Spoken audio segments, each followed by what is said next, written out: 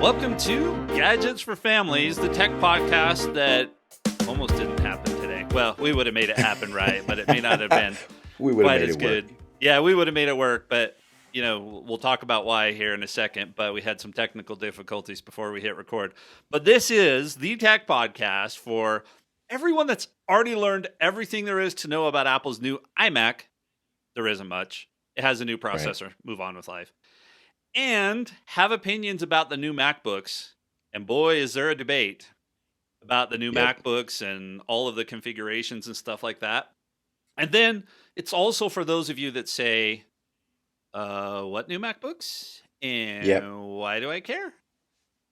And then, which I'm sure a lot of people are feeling. Yeah. Tons of people, right? And then everyone in between that wants to get more out of life through their tech. And I'm your host, Greg Cunningham. And I'm your host, Jay Benjamin. Thank you for joining us for episode 25. Yeah. 25? No, we're on episode 24, Jason. You're one ahead of 24. Yourself. Oh, I guess because I'm prepping 25, right? That's right. We'll talk about what's coming up in that episode later. But this is episode 24. And I'm pretty excited about today's episode. Yeah. We started this conversation last week, and I was pretty interested, but we'll get into that here in a little while. But yeah, I think this is going to be a good one. Really geeky, even in the main show. Even in the main show, there's a little bit of geek going on. But you want to hang out for this because the new MacBook Pros are out, and also the new iMac. Again, there's not a whole lot new about the new iMac. Yeah.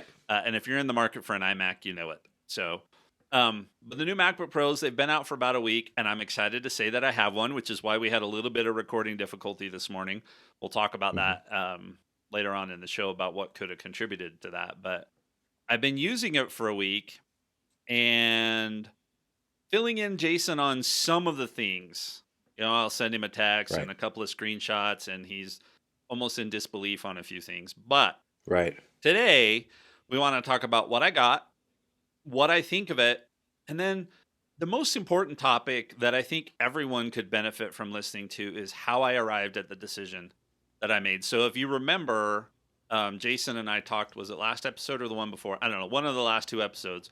We talked about which MacBook I should get. I think it was 2 episodes ago because last week when we recorded, the MacBook was actually showing up. So it was a journey to decide what to buy, and I learned a lot of things. So I want to share that because I think it could help any of you, especially if you're in the market for a new laptop or you're trying to think about what laptop is right for my clients and that kind of stuff. So we're going to go through all of that. And then in the post-show, we're going to go a little bit deeper on the new MacBooks and talk about things like backups and accessories. So if you're interested in that kind of stuff, stick around.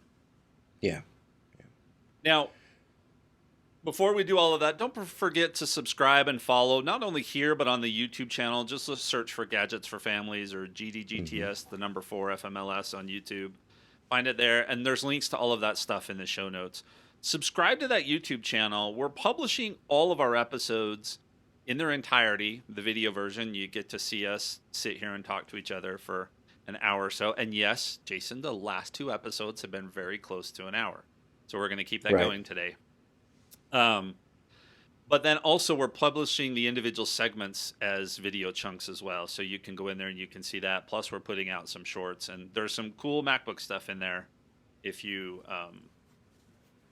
want to check those out too. So do all of those things. Yeah.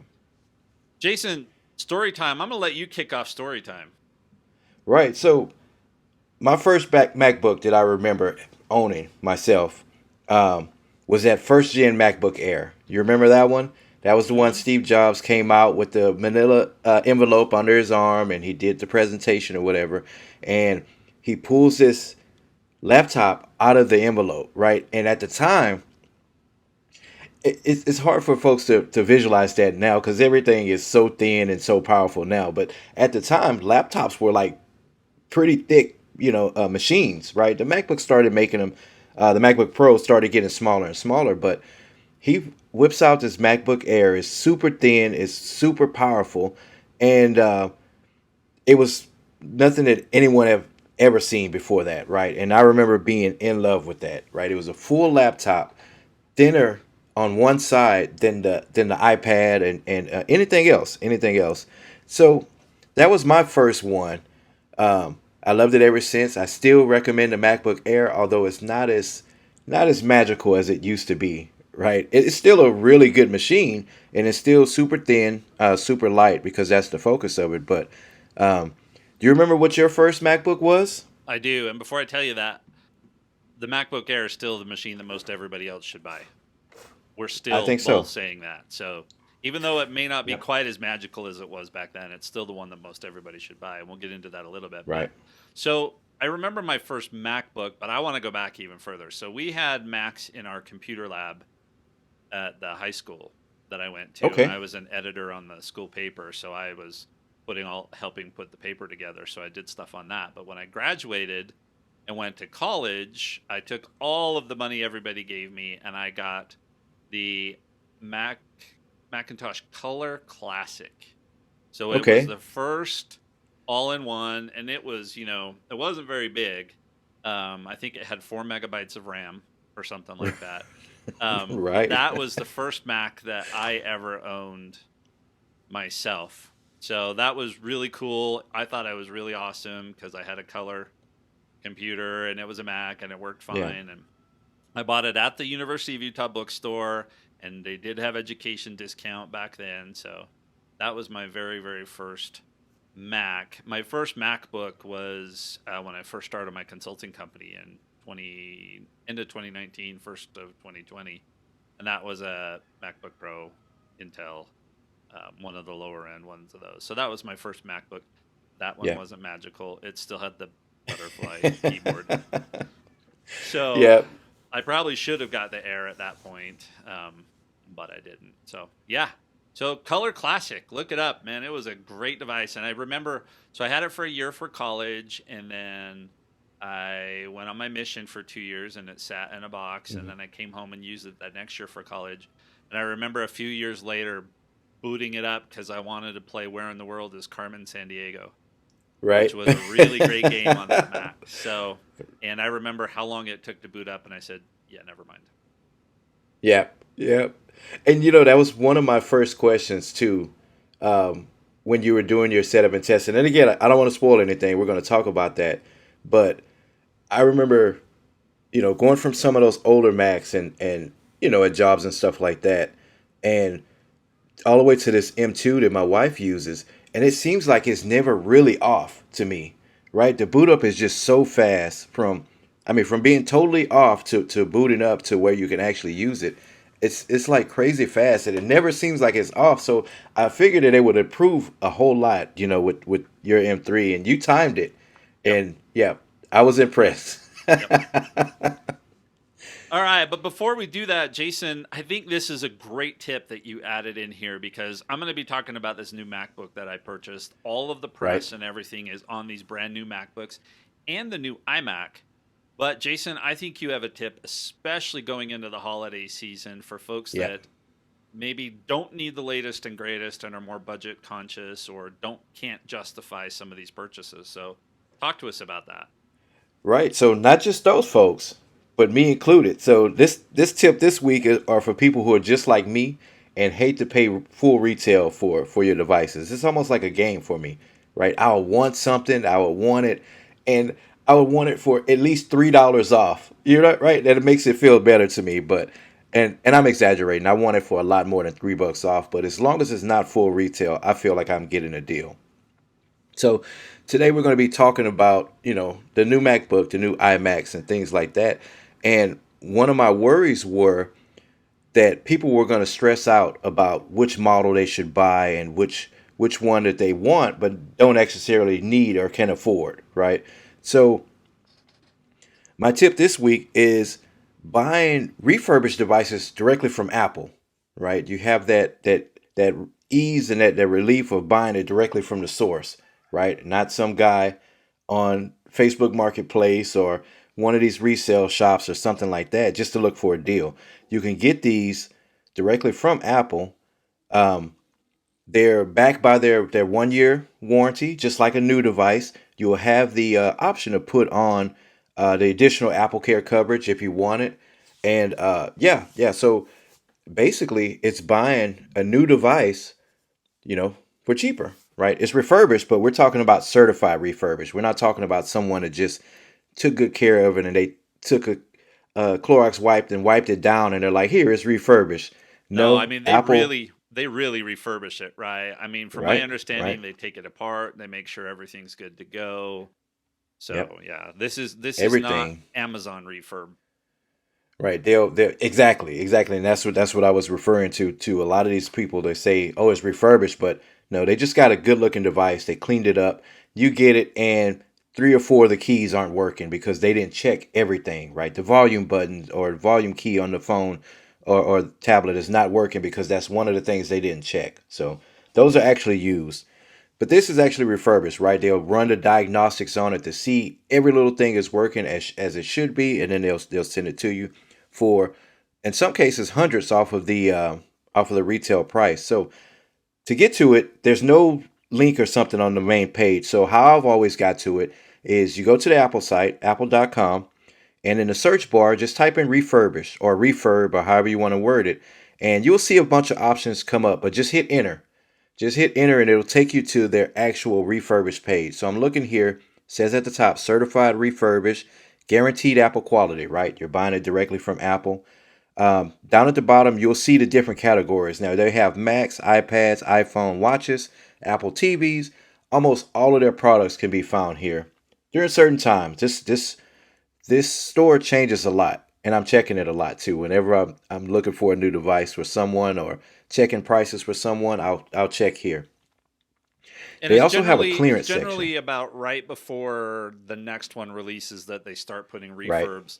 Like right now, the M3s are out, so the M2s are probably showing Right, up on there, but right. they probably haven't been there for very long, right? No, no, they hadn't. They hadn't. They also have a clearance section, although at the time we're recording this, there's nothing in the clearance section. So just check that whenever you get around to buying one. So I took a look, and again, this is about what you actually need versus what you want, right? Or what you can afford. So I'm looking at a refurbished 13-inch MacBook Air with the M2 chip. Now, remember, it's just an incremental bump between the M2 and the M3, right? So this is still a really powerful machine. 8-core CPU, 8-core GPU, um, for 929. Right now, again, that's not a huge discount. That's not 300 or 400 bucks off of the original price, but I mean that is a really attractive price for such a powerful machine, right? It seems like on average, if you want a really powerful machine, about 1,000 bucks is where you want to land, right? I know some people will pay 1,500, 2,300, 2,500 and up from there, but to really get a good machine, you kind of want to be in that $1,000 range, right? You can get some really good specs for that amount of money. Now I know some people will listen and they're probably like, "What? I can go to Walmart and spend 4.99 for." You're right, you can, and if that's within your price range, within your budget, you can really get a good machine for 400, 500 bucks. But just talking on average here, a good MacBook around that 900 to $1,000 range, and they have one. So check it out. Again, don't break the bank over. And again, this is part of our conversation for later. Um, don't go into debt just trying to keep up with what you believe is the latest and greatest. This is a good machine, and it's going to be an awesome machine for at least the next 5 or 6 years. Yeah, I So mean, I would still recommend the M2. that's $170 off Right, list right, price, right? So you're talking more than a 10% discount because it's 1099 for that same right. M2. I mean, it's assuming you're getting the 8 and the 256, right? So Yeah, that's that base model. So 170 bucks off. That's a really good deal. it is a really good deal. And warranty, still a whole year warranty. If anything goes wrong with it, you don't have to worry about things because this is basically like buying it new. You know what I mean? So, yep. So that's my tip of the week. Refurbished devices directly from Apple. You can find some really good deals in here. Yep, I agree. And if you're wondering if something that's on the refurb, because a lot of them are going to be the entry level stuff, if you're wondering if something like that works for you, stick around to a little bit later in the show when I talk about how I decided to buy what Yeah. I'm going to buy. I think if I just told my family flat out in one sentence what I bought, and I'll share that later, they would go, "What? You bought that?" Right? So Yep. Yep. So, but yeah, check it out, guys. That's a good one.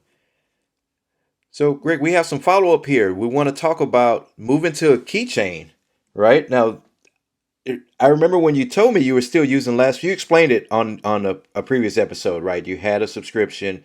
You didn't want to merge your work and your personal passwords or whatever. But when I heard from the start, just like the Fantastic Cal, when I hear that you use things like that, I'm like, wait, keychain is awesome. Why are you using that? So it made sense though.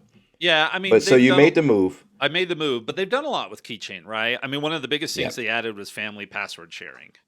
And Yes. that's something Yep. that we used extensively because, I've got kids all over the place and they always are, Yep. what's the Disney password? What's the, you know what I mean? So Yep. that kind of stuff we had shared in there. But what I realized is I ended up not sharing as many. So I migrated over. This was a huge productivity move and a huge worry off of my head as soon as I hit delete on that last pass vault, which will be by the end of this month. And Yep.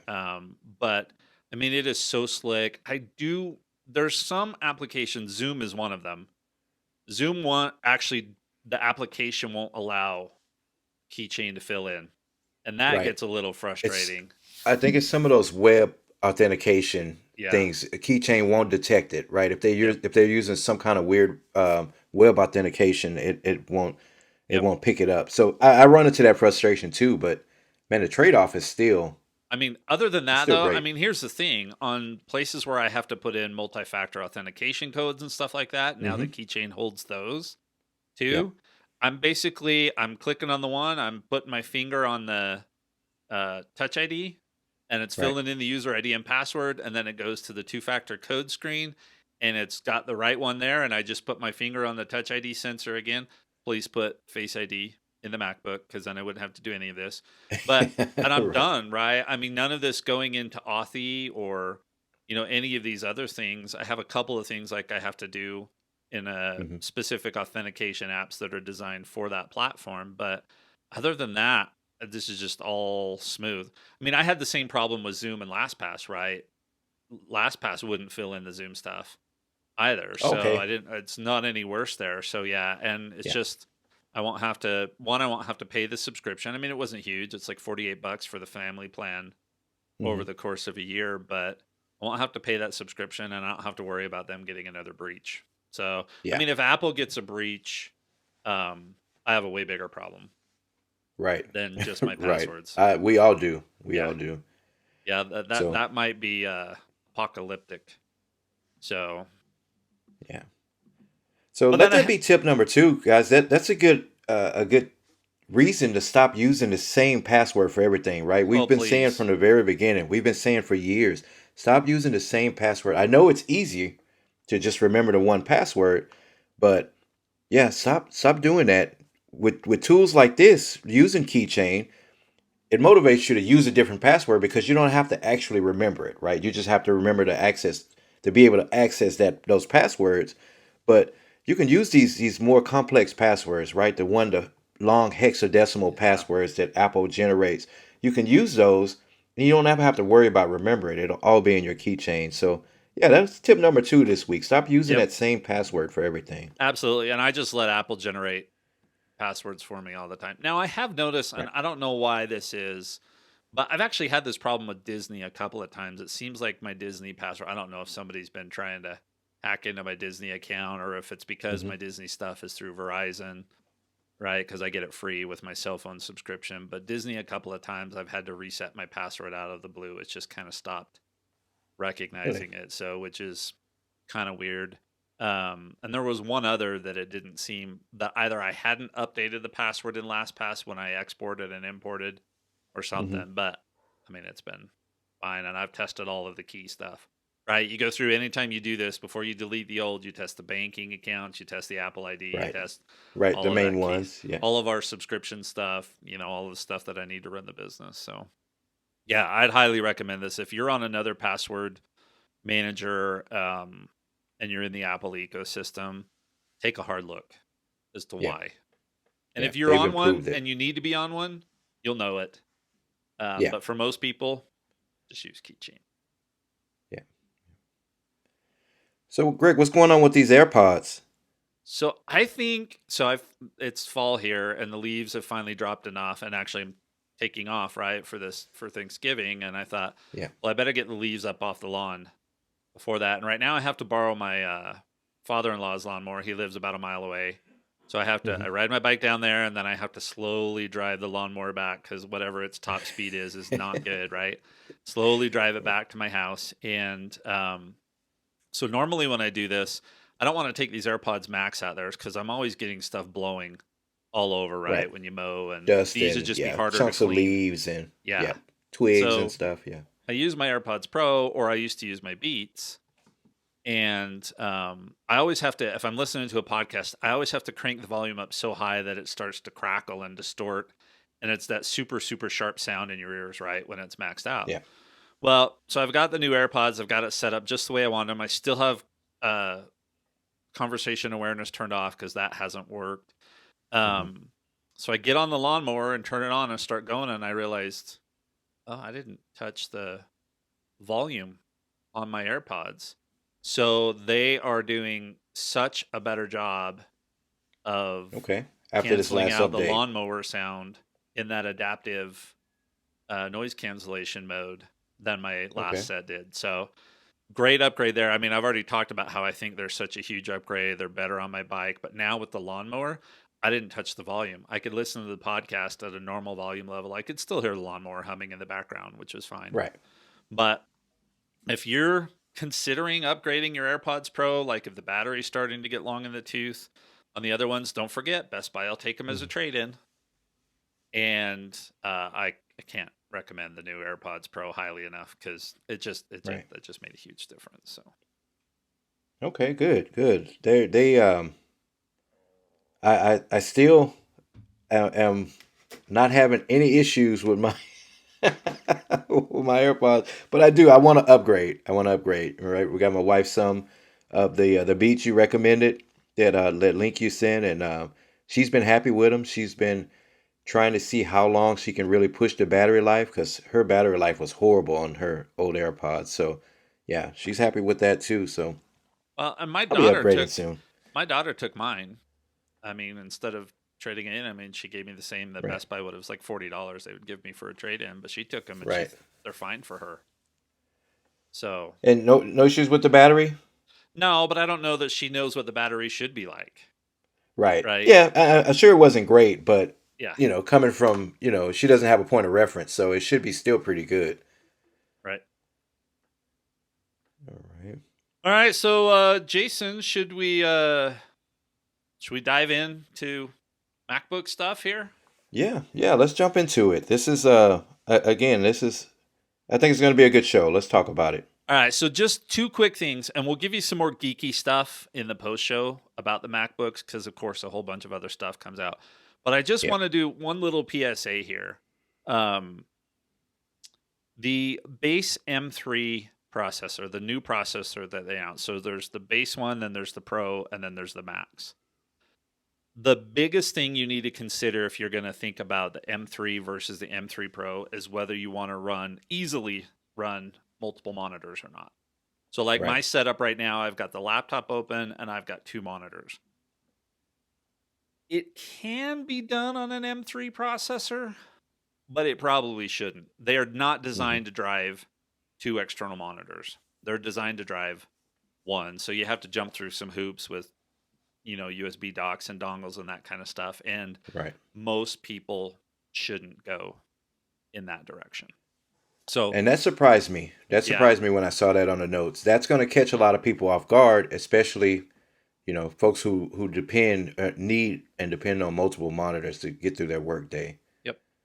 And that'll apply. I mean, actually applies to all of the M1, M2, and M3 regular processors. So the Right. MacBook Airs don't drive two external Right. displays, right? Unless you jump through these hoops. So that's the first one.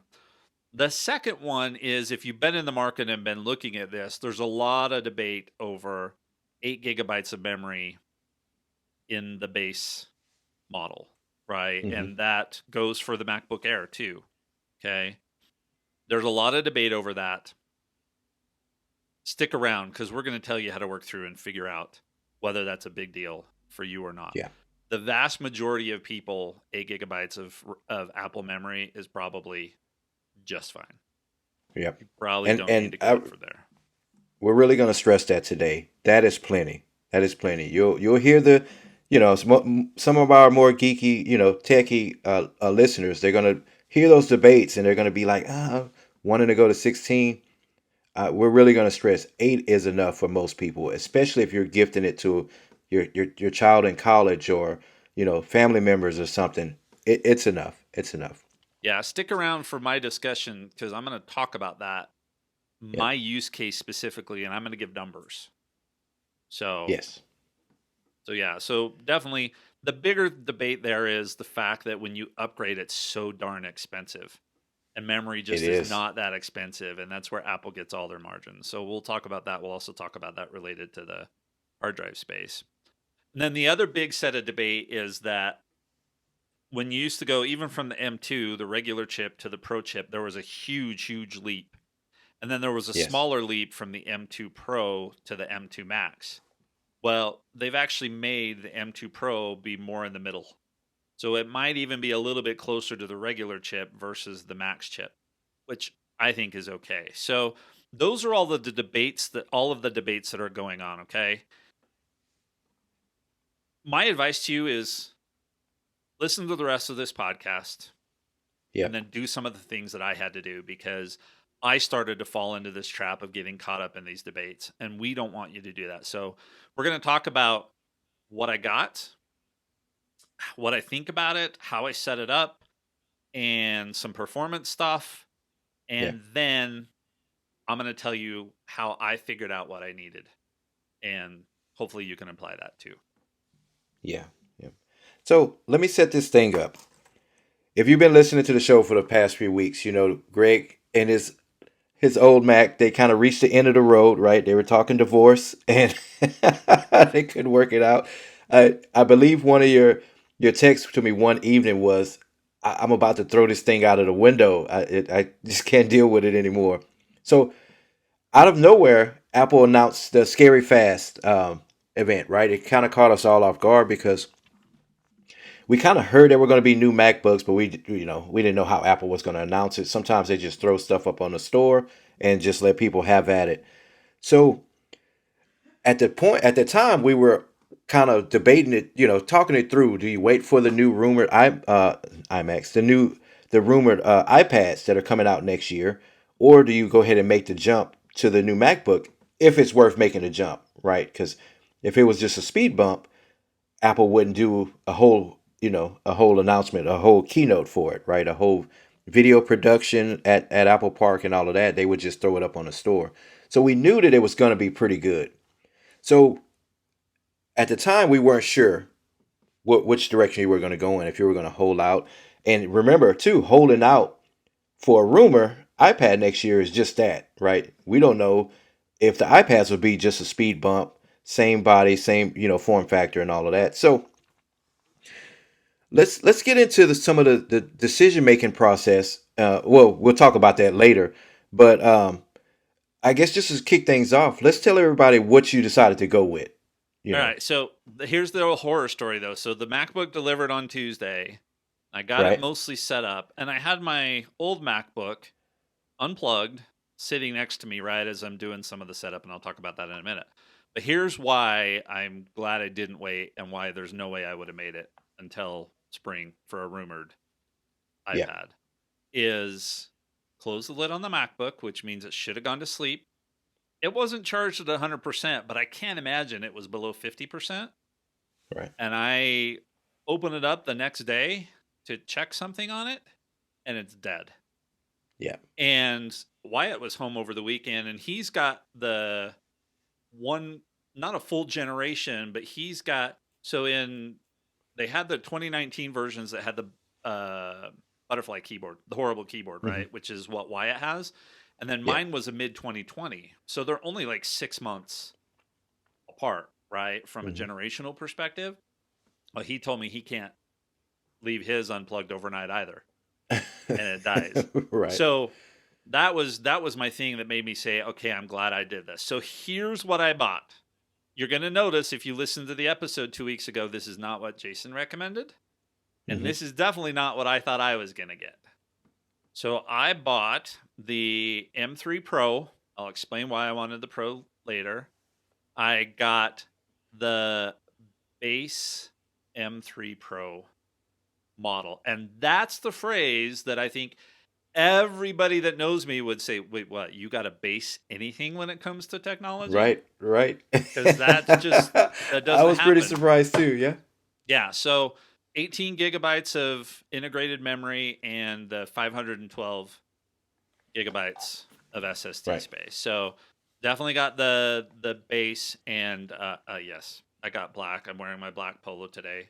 Not only is it supposed to be more slimming on camera, but also in honor of black MacBook Pro. And that part, some of that stuff won't come as a surprise to any of you that follow the channel, because I dropped it's a 2 minute and 9 second unboxing Hmm. video of it, and then there's also a short, which is just some still clips of the unboxing. So that's sitting out on the channel. And then on top of this is just my, my mid advertisement here. Tomorrow, where we record on Tuesday, this drops on Wednesday. Once this Hmm. drops on Wednesday, there will be 2 blog posts out there. One of them will be my review, and the Yep. other one will be how I got to the decision that I did. So that's what I have. Black MacBook Pro M3 Pro chip, 18 gigabytes of integrated memory, and 512 gigs SSD. I got it on the day because it's not a custom config. It's the base Yep. of that particular model. Which I'm sure they had plenty of. I mean, I know the shipping time started slipping after a few days, but I hadn't checked and to see if they kind of balanced out. But yeah, this is not, a custom something that you have to wait for, end of November or weeks for. So, Yep. which is good. I think the Pro Max, those are still next month, right? They were Or later this month to even be available. to be But I available to think, order. but I did hear Marco off of ATP. Hmm. He maxed out the Max, everything, Yeah. every single How spec much? on that. I don't know. I didn't look. I think it's like a $7,500 Right. thing, Wow. right? But he maxed out everything, and he got his last week. It came about a week and a half earlier than he was Okay. expecting it to. So I think those Maxes were supposed to be later this month. I think they may have started shipping, but Right. yeah. Well, again, a professional, he makes a living with these machines, so And yeah, that was, he he just needs flat it. out said, I maxed it all out and I'm not going to apologize for it. Right. Well, he doesn't have to, at least not to us, so. Yeah. So So what about the look and feel of it when you open it up out of the box, like that initial impression? Because there was something else too that you kept telling me that was awesome about it, and that was those black stickers oh on the yeah, that is the, pretty cool. the black Apple stickers. There's 2, Jason. If I might be convinced to send you one of the 2, Right, right. Yeah, but yeah, if you're not using it, I'll take it. yeah, it is. So I know a lot of people said it's dark gray, right? And depending on the Hmm. light that you look at it in, it definitely is not as black as the keys on the keyboard, but man, does it look amazing. And I've never been a fan of Right, the silver, you know me. I mean, everybody was shocked when I got the white phone, but it's white, not silver, not right, dishwater, right? right. But it's not just Right. that for me. Remember, I was on the old Intel version, which is still all the rounded and bevels and all that kind of stuff. And this is Hmm. a flattish, right, with sharper edges. Right. They're still Yeah, the rounded, edges are but they're still sharper. sharper. Um, so that look and feel, it just feels like the kind of machine that I want to have. When I pick it up in my hand to go somewhere with it, it just feels Right. awesome. And the MacBook Pro etching on the underneath side looks incredible. And yeah, the look and feel is everything I could have hoped for. So I'm super excited that I got the black. And in the unboxing, you can see I put my silver MacBook Pro up next to it, and there's Yeah. definitely a difference, even in my crappy lighting.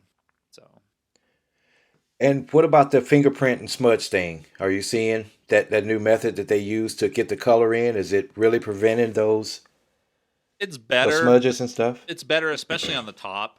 I did have to wipe it off yesterday, but it wiped off no problem. Sometimes you have to really get the cleaner that you use for your TV to get Right. stuff off. Well, the biggest problem is that the touchpad, which is glass, so it's easy to wipe off, and the keys, Hmm. right? I mean, that's still the biggest problem. I don't know how you ever get the keys to not take on the Yeah. oil and stuff from your fingers, but yeah, definitely the top. I didn't even notice smudges or fingerprints until yesterday. Um, and then or was it Sunday? I don't know, whichever day it was that I hurried and wiped it off, but I didn't even have to do anything. I mean, just a couple of wipes with the cloth and that was all gone. So it's definitely better. Now, if they could just do that for, like I said, the keys and then the screen, right? I mean, if you keep the screen open and look at it all day long, you Yeah. just end up with stuff on the screen. So, Yeah.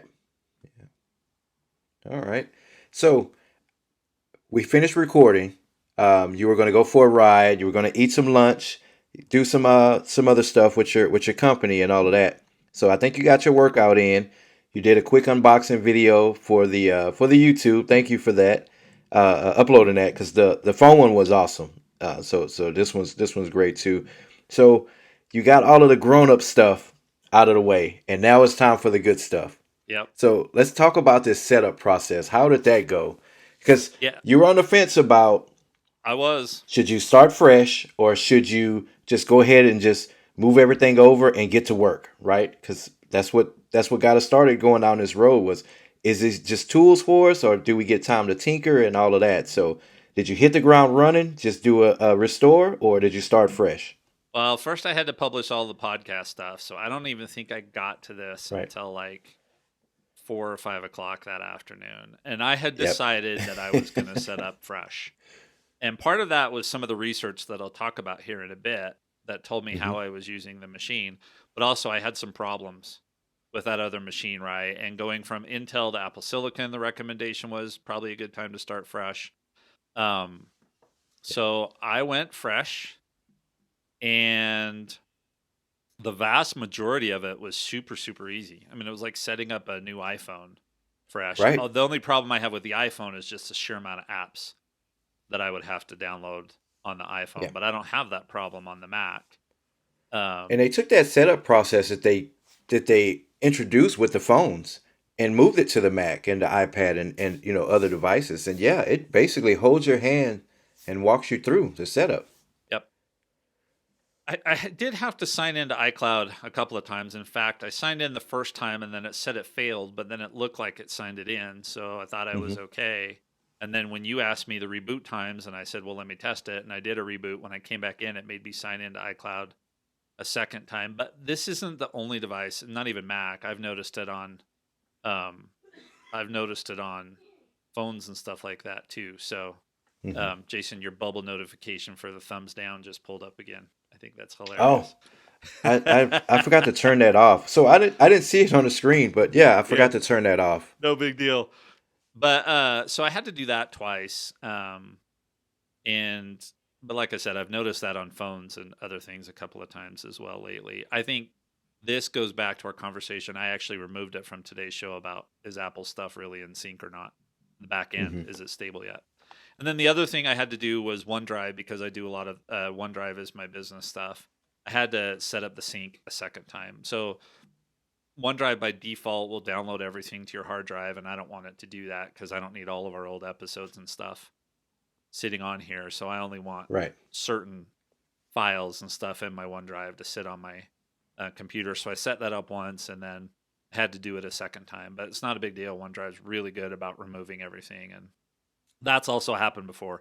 So I actually don't think that had anything to do with the new setup, and it's been solid ever since. But other than that, there just weren't any problems. I mean, I just don't have that many apps on here to download, and that factors into whether you want to start fresh or not. One thing you have to recognize, which is what we ran into earlier before we hit record, is that when you Hmm. do start fresh, none of your app settings when you download them are going to come across. So I actually had a Zoom setting I had to tweak that was Yeah. messing with something here. So that's the only thing actually I've had to go back to the old Mac for was to check settings and applications to see if I had them right on the new Yeah. one. So Exactly the that's way. it. Yeah. So That Mac is sitting right over here to my left.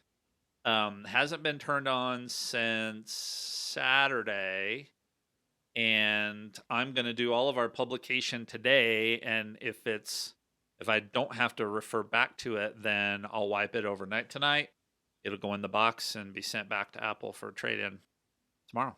Right. So it's on its way out, on its Yep. way back home. Yep.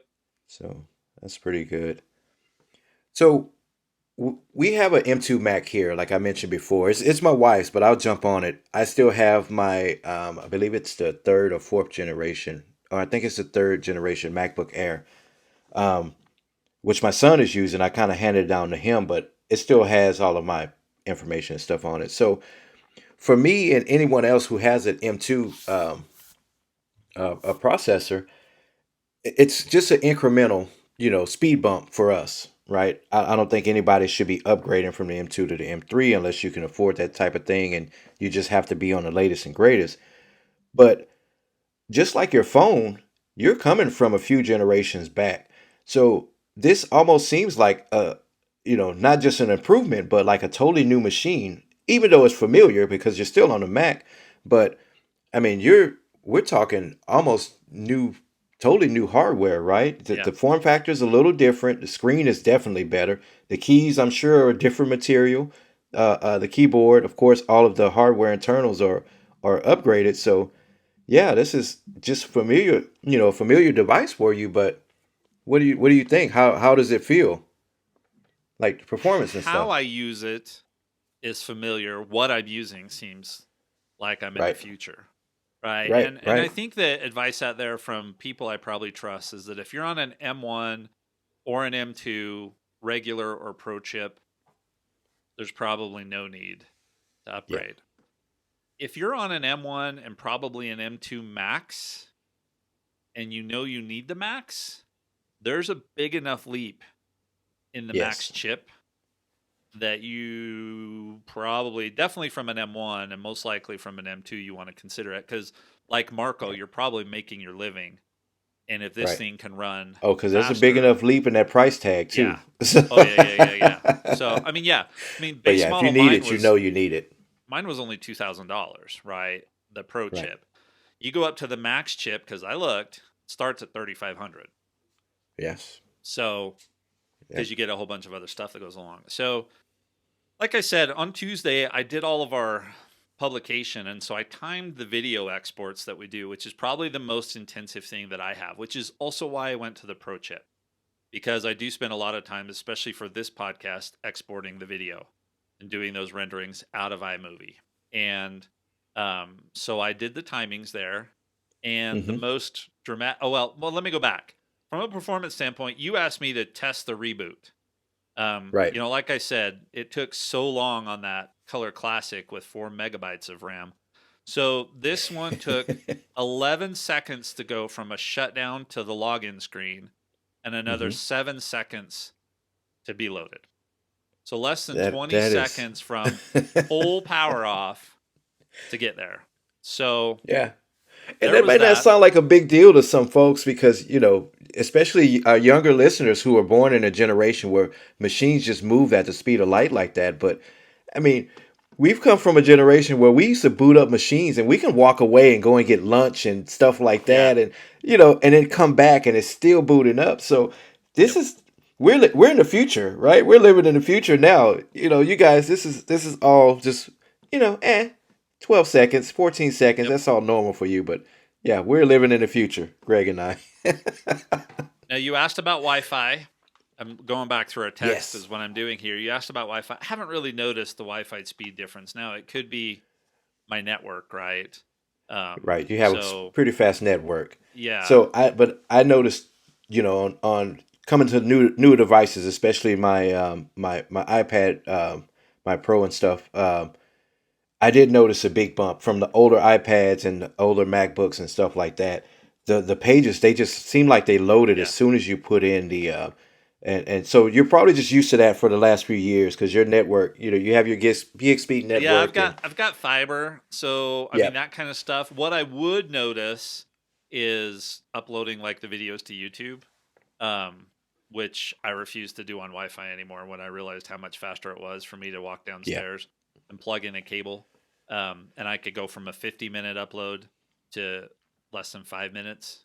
Yeah. So no, I go wired when I upload. So didn't notice that. From a video export standpoint, so the trailer for last week's episode, which is a YouTube short, that exported in 1 minute and 38 seconds on the old machine. It Right. exported in 15 seconds Oh, on the new wow. one. And there are a few of the videos that I've exported on this new machine where I hit export and I go to hit my timer to start it. Hmm. And I've already got the pop-up out of iMovie that says your video has been exported. Yeah. So Yeah. much, much That is faster. crazy. Now, here's the big one, because this is what takes the longest. Our full episode video last week was 7 gigabytes. And on the old one, it took just under 30 minutes Hmm. to export out of iMovie. New Mac was right around 11. I didn't realize it had finished, so I didn't stop the timer on time. Right. So it was somewhere So, around but you're 11 estimating minutes. Yeah, because I just didn't expect it to be done. 7 gigabytes. Yeah. Yeah. Yeah. 7 gigabytes. That's really good. So, uh, and looking forward, we're gonna talk about, again, which device is right for you. So, don't necessarily think that having to go with the Pro chip is going to get you these speeds. A lot of it is because of Greg's network is super fast, right? Now I know in Houston where we have a lot of listeners and there, both of these towns will have fiber, internet.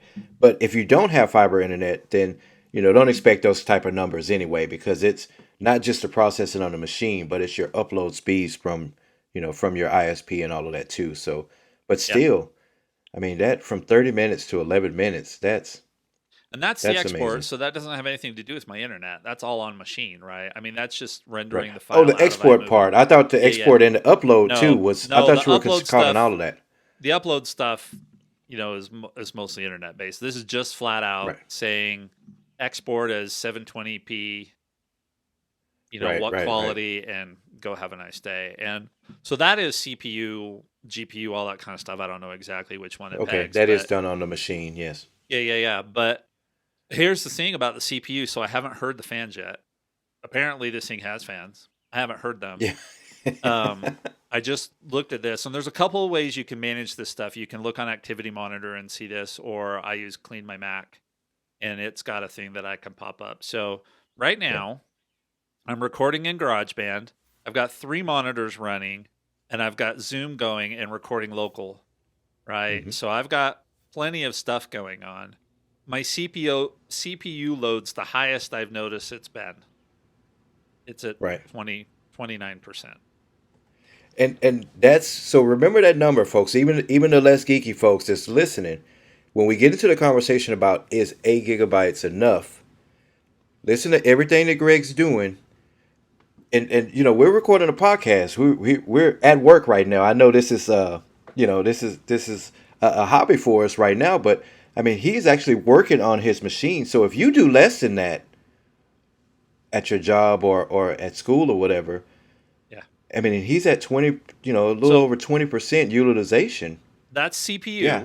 right? So that's not the memory yet. That's CPU, but that also says that if you're going to go with Oh, the the CPU M3, is at yeah, if you're going to go with the M3 chip itself, not the Pro chip, but the yeah. M3 chip, I probably still had some bandwidth to maybe go with the M3 chip. It wouldn't have worked for my dual monitor thing, right? Yeah. Um, Yeah, you would have but ran into a problem with that. but there. So let's talk memory. So this thing has 18, right? Mhm. I currently still have 8.32 gigabytes free. Yeah. So There you go. Zoom's taking up like a gig. GarageBand's taking up half a gig. Notes Mhm. has got some. You know what I mean? So I've got stuff in here that's taking up. Clean My That's Mac is taking up. still running and Oh stuff. yeah, and Clean My Mac actually is a little bit of a memory hog.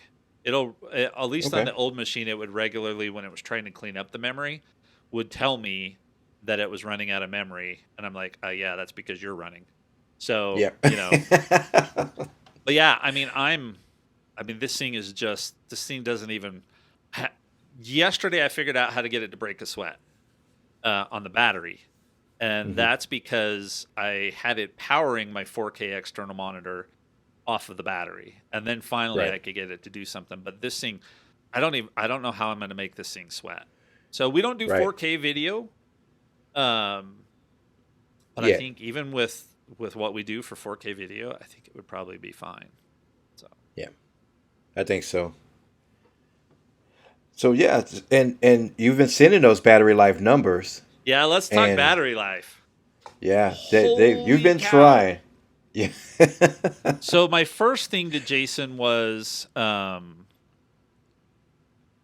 it was gonna I was doing some export work, so some heavier lifting stuff, and my first thing said, yeah, I'm gonna get about 13 hours of battery life. Hmm. But I've been trying to take this thing off more, and like I said yesterday morning, I sat down in here. I had left it unplugged overnight, and when I opened it up, it was still at 97% battery life. I can't remember what it was down to the night before. But I decided, you know what? I'm just going to plug my USB-C hub, my external monitor, and everything in, but I'm not going to plug it in and see what happens. And I Hmm. dropped about 8% battery life in 20 minutes. Right. So, I mean, Yeah. yes, that was going to do it, but it's powering a 17-inch 4K Yeah. The display monitor. Yeah. as well as all this other stuff. So, yeah, I mean, I knew it was going to finally drain the battery life. But then yesterday I was sending these to Jason and he's like, I don't know what you're talking about here. Because remember, I was getting like 3 hours of battery life. And so yesterday I decided to, um, well, let's go back. So Thursday I did another one that was going to be 14 hours of battery life. I had done some editing and then was doing some writing and stuff like that. Hmm. So yesterday I go to the library, our local library, and wanted to do some consulting back behind the scenes work there. And I didn't connect to the internet because I don't like their Wi-Fi, and my cellular connection wasn't good. So I was working in PowerPoint, but I had all kinds of stuff open, right? I had all my normal Hmm. apps, messages, all that kind of stuff, but I just wasn't connected to the internet. And the projection, I had been on battery for 5 hours already that day, and that included a little bit heavier lifting in the morning. So I'd been on battery for 5 hours, and it told me I still had almost 19 hours Right. And remaining. that just blew my mind. That blew my mind. I'm like, what? You've been working on it all day, and you still have? That's crazy. So I had That's been crazy. working on it for, if I had done the same thing on the old machine, it would have been dead Right. amount of time, right? That 5 hours for sure. And I still had almost 19 hours left. Now, I've got Right. Clean My Mac X running in the background. I think if I turned that off and, Yeah. It some of would the it other would stuff that extend I it. just let run, I'd probably go even better. So Apple claims 18 hours of battery life watching video on this thing. I can see Yeah. how that's the case. And like I said, I don't think PowerPoint's the most intense, but I don't think it's also the least intense from a usage Yeah. standpoint.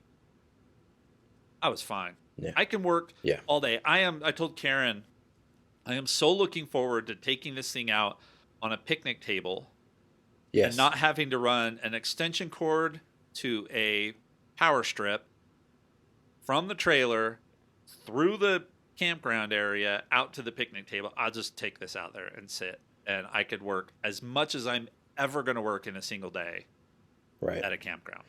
Because most of the time at the campground, I may not even be connected to Wi Fi. So in that case, I'm going to get the 24 Yes. hours of battery life. And if I connect to Wi Fi, I'm looking at 13, 15, somewhere Yeah. in there. Yeah, Yeah. You'll be able to get done anything that you need to do. You'll be able to I'm get it golden. done. Golden. So we had talked about that too, because I remember, when you were weighing the options and stuff, and you were like, "Well, I'm gonna be tethered to my desk anyway. I'll do most of my work here, connected to my monitors with all of your setup, your microphone, and things like that. You're gonna do most of the work there anyway. But this will allow you to be more mobile, right? I mean, you're Yeah. you're considering, yeah, you'll be at your desk because you're more productive at your desk anyway. But just having that freedom to be able to just grab the MacBook, unplug it from your dock, unplug all of the the USB-C chargers and stuff that, I mean, cables that you have going to it, and just go with it. Yeah. So I mean, the yeah, big this is things I definitely the need to do machine it. for that. The big things that are easier to do at my desk are recording and editing. Yes. Now, recording's probably still going to stay that way. Yeah. But this new screen is so good. I Yes. mean, it's the Liquid Retina, ProMotion, all of that kind of stuff. I don't have a problem editing directly. I mean, I used to do a little bit of editing on the other one, but this is even better. So, I mean, we're talking about me getting to the point where unless I'm doing like ROI calculations or something like that in big spreadsheets, Hmm. we're talking about me maybe changing my office setup so that my primary desk is a recording setup, which would be awesome, right? I could set this Right. space up to just record, and then everything else I just do wherever Yeah. I want. I could not Yeah. do that before. Yeah. Yeah. I can see that happening. So this is the part of the conversation that I've been looking forward to the most, right? Since last week we started talking about it before we started recording. Now we had, the show was about photo backup and stuff, so we had to put it off until this week. But we wanted you to spend some more time with the machine and really get these tests and get some numbers and some real world use cases, use scenarios out of it. So we'll have a better show to talk about, right? A better point of view when we discuss it. So, but one of my biggest concerns was that people were just gonna, we talked about the confusion with the iPad lineup and with the MacBook lineup, right? There's so many different options that when someone walks in the store, or that parent walks in the store, they just hear their child saying, "I want it, I want it, I want it," and they're gonna say, "Just give me the Pro Max because that's the best," and that'll be the end of the conversation, right? I didn't want that to happen. I didn't want people to go into the situation saying, "Well, I just want the best one," right? Because the best one is not for everyone. The middle ground, or they're calling it the middle ground, like you said, we mentioned those debates and stuff that are going on. The middle ground is not for everyone. It's just not. It's more power than people need. So we'll run into that whole, we talked about the Lamborghini to go to the hardware store situation, right? People have, you'll get there fast, but you won't be able to actually do the work you need because you just don't need all that. I guess a more apt comparison would be to have a big F-350 to go to the flower shop. You know what I mean? Yeah. Or something like that. You have way more than you need to do simple tasks. So, and I mentioned too, I don't want kids going into debt because this generation, they see the YouTubers and they want it, they Yeah. want it, they want it, and they're taking out loans and just putting themselves in financial bind just to get a $7,500 machine because you know what I mean. Some tech guy got it. So let's talk about some of the stuff that you learned and some of the stuff that we talked through and you weighed when we were going into the um, going to this episode that kind of shape your whole decision because you didn't even go with the one I recommended, like you said Nope. earlier. You didn't go with the one that everyone thought that you would get, and not necessarily that you would just say I just want to go with the Pro Max and just max out everything. But we talked about the storage like 512. That's not you. You need a terabyte. Yeah. So stuff like that. So let's get into the whys of why you made your choice and things that you've learned since So since you made the purchase. we joke around, right? So Marco off of ATP, just so everybody gets context, he is a developer. He develops Right. Overcast, which is my podcast player, Yeah. right? And he's got, I don't know, thousands, if not hundreds of thousands of subscribers onto his stuff. That podcast that Right. they do is massive, right? I mean, sure, let's have that audience. That would be cool. So he can justify all of this kind of stuff. He knows exactly what he needs.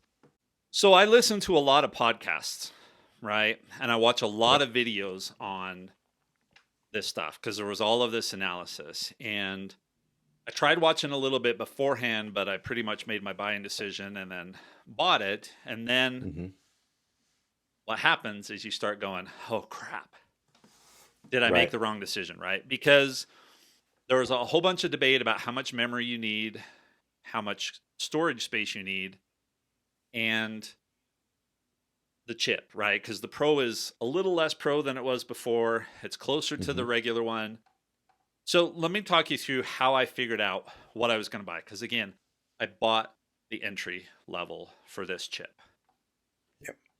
One, I couldn't buy the M3 because I want the dual monitor. I don't want to fiddle around with, trying to figure out some weird way to get two monitors going. So I just didn't want to Yeah. screw around with that. So that was out. So that was easy. From a memory standpoint, I did my research.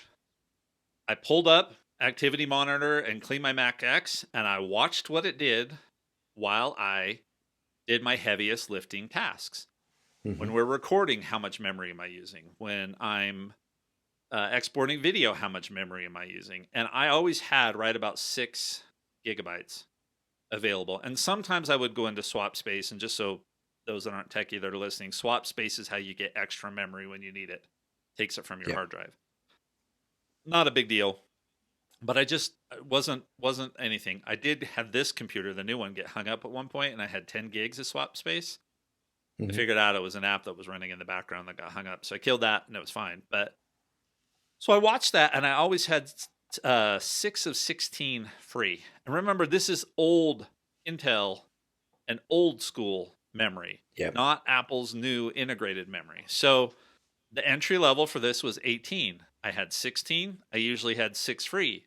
So it makes sense that when I'm looking at this now, that I'm regularly having 8 free because I'm doing the Yep. same amount of stuff. So I don't really need that. But what that does tell me is that if I had wanted to go with the M3 chip and gotten the 8 GB, it probably wouldn't have been enough.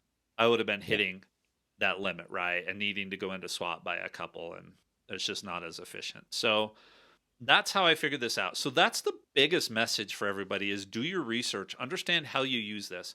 You can go out and you can listen to whoever you want. And in fact, not this week, but the week after Thanksgiving, my Leaders Lift episode is about the voices that we listen to. Yep. How we gather information and how that information influences our lives. But you can go out and do your research, listen to everybody, fine. But ultimately, you need to find your own voice. And for me, in this case, I needed to know that 18 was going to be more than sufficient. Going up to 36, would I've ever had to worry about memory? Probably not, but Never. that was another $200. Okay. Yeah. All right. So that's the CPU. That's the memory.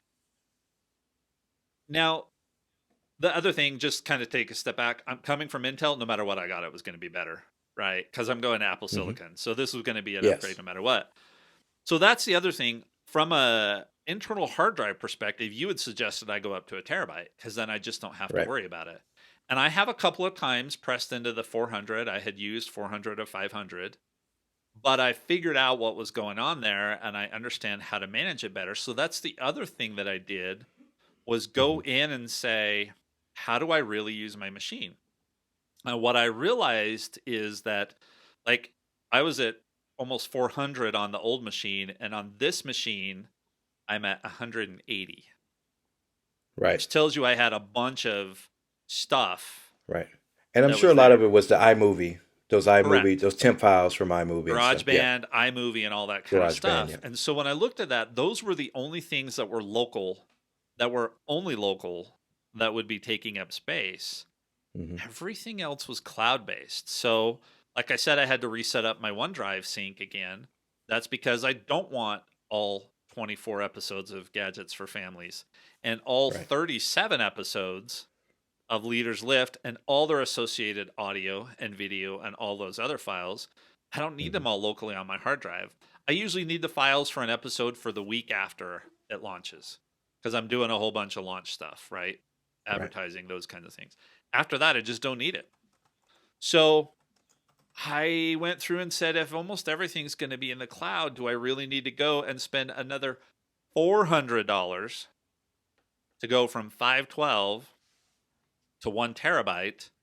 Hmm. Or am I willing to say, you know what? If I just keep this amount of stuff on my hard drive, I back up using Time Machine. We talked about this last week, right? So everything gets Yes. backed up onto a hard drive. I could go buy a 4 TB external SSD for $250 Right. And I talked to you about this. My thought is that, once a month I'm going to go in, I'm going to pull, because I'm going to have to clean up my cloud space at some point too, because OneDrive's going to get too full and that's really expensive to go up. I'm just going to pull old episodes and move them once a month onto that 4 terabyte hard drive. Yeah, that makes And I sense. may never, ever, ever, ever need them again. And if I don't, great. But if I do, I'll have them there. So Yes. that's how I decided what I needed from a hard drive perspective. So far I'm good on both. I'm not putting any pressure on CPU, so I didn't need the max. I'm not putting any pressure on the memory, so I didn't need to go up that $200. And I'm got tons of available hard drive space, so I didn't need to spend that. Yeah. So I saved $600 plus tax, Right. right? And I think by the time it was all said and done, when I looked at everything, it was more like $800 to $900 that I ended up saving going with this machine versus the other one, which means if they launch the new iPads in March, Mm-hmm. I'll have some of that reserve so that I can also get the new iPad. Right. So, So the point that you made, I guess it's something that I really didn't realize. You made a good point by changing the way that you work, right? Just changing your workflow a little bit, adjusting it a little bit, because you're not making a major change, but the way you're going to handle those old storage issues and stuff, the extra storage, saved you money, right? Just changing your workflow a tad bit by, like you said, once a month you're going to go in and manage the those old files and stuff like that, and transfer them to an external drive. It saved you hundreds of dollars just by, changing a little bit of your workflow on your side. So that's a good lesson for someone else too. If you're on the fence about the price, or the price is just a little bit out of your price range, but you want that particular model, then maybe adjust the way that you work, a tad bit. It may it save you some money, it probably saved me thousands of dollars. And here's why. right? So, let's say I went up to a terabyte, Hmm. okay? If I go up to a terabyte, I'm never going to touch anything. And I'm going to fill Ever. Yeah. the terabyte, right? That also means that my cloud storage is going to expand as well. So odds are I'd end up having to pay for more OneDrive space, which is really Yeah. expensive, possibly more iCloud space, which is really, it can get really expensive too, Yeah. right? And Oh, so it is. hard Yep. drive in and of itself, I'll never be able to not buy a smaller hard drive. So I'm stuck at terabyte plus going forward. And then I Yeah. hadn't thought of this, but on ATP they talked about it. When you do that, all of your backup solutions have to go up Right. too. Because they So can't if handle you're the correct, volume that you're sending. Yep. so how much longer before this current SSD that I have would I have to swap it out for a bigger one in order to Hmm. contain the backup? So you're talking $400 up front, more SSDs, more cloud space. It could be $1,000 plus Yeah. easily. That one decision saved me, as long as I'm willing to take. And I know it's not as fast to write to an external drive, but you just Hmm. drag and drop the files right before you go to bed. And when you get up in the morning, Yeah. everything's moved and your hard drive and your cloud space is all cleaned up Right. and you're good to go, right? So yeah, know what you need, know how you're going to use it, Yep. gather information, but find your own voice and make the decision that's best for you. And then if you can and you identify these small things, make these small changes, and then you can save that money. Well, like for Marco, he doesn't need to worry about it. It's Yeah. worth it to him to throw money at the problem, so to speak. I didn't want to do that because, remember, I love this machine, but Hmm. this is not what I want to have as my primary machine, Right.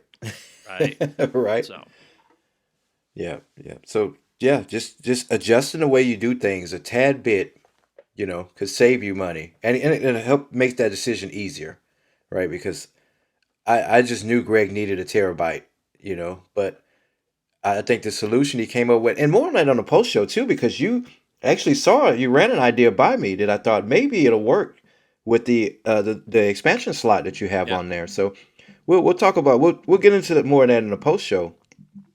But yeah, that I think that's a good lesson. Like, know what you need, kind of make some concessions with yourself, some compromises, because you can say, I need a terabyte, but you really don't.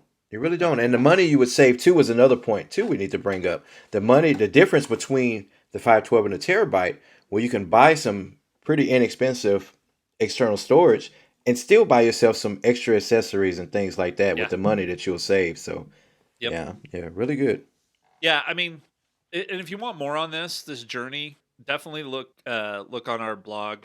We'll have a link to it in the show notes, but check out the blog post. We'll put it out on social media too.